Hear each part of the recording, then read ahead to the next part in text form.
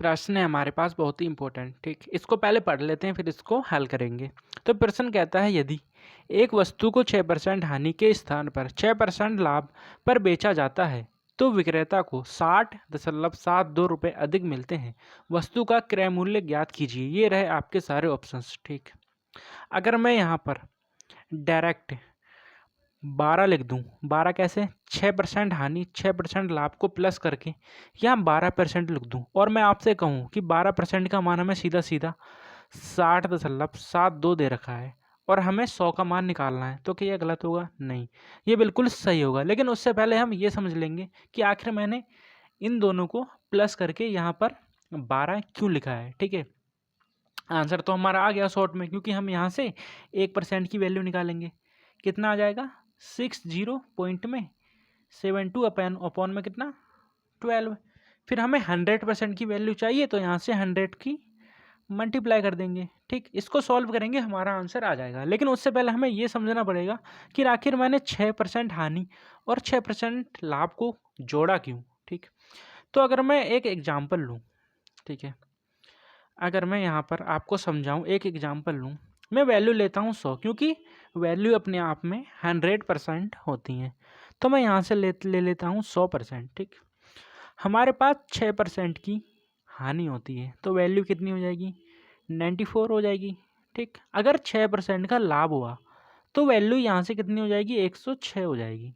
ठीक, अब हमें इससे क्या कहा है कि 6% हानि और 6% लाभ पर बेचा जाता है, मतलब पहले वो 94 में बेच देता है। वैल्यू तो हमारी ये रही। ठीक, हमने क्या किया, पहले 6% की हानि की तो हमारा मान कितना आया? 94, 94। फिर हमने 6% का लाभ दे दिया तो वैल्यू 106 आ गई हमारी। ठीक, जब इनमें बेचा जाता है तो विक्रेता को इतना रुपया अधिक मिलता है। ठीक, लेकिन मैं अगर यहाँ पर देखूँ, पहले मैंने 94 में बेचता था लेकिन अब 106 में बेच रहा हूँ। आखिर इन दोनों का अंतर कितना है मेरे पास? तो मैं देखूंगा इनका अंतर सीधा मेरे पास 12 आ रहा है। ठीक, जब मैंने देखा कि मैं 12 रुपये अधिक में बेच रहा हूँ, लेकिन प्रश्न वहीं पर क्या कहता है? वो कहता है कि 60.72 रुपये अधिक बेचता है। इसका मतलब क्या हुआ? सीधा सीधा 12% का मान 60.72 दे रखा है, यही तो है ना इसका मान। इसीलिए मैंने क्या किया, सीधे 12% बराबर 60.72 रख दिया। ठीक है, समझ में आया ना? मैंने आपको यही बताया कि 12% का मान मैंने सीधे इतना क्यों रखा।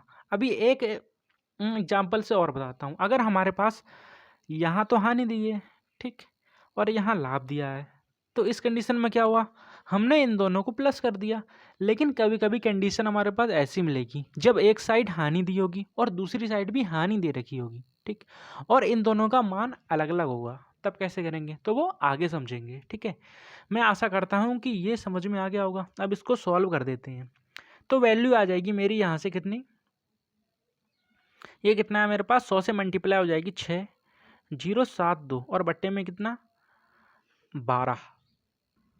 मैं इसको कैंसिल करूँगा तो 12 पंजे में कितना 60 और 0 12 छिंग 72, 506। ऑप्शन नंबर 1 हमारा राइट और करेक्ट आंसर हो जाएगा। ठीक है, समझ में आया ना? धन्यवाद।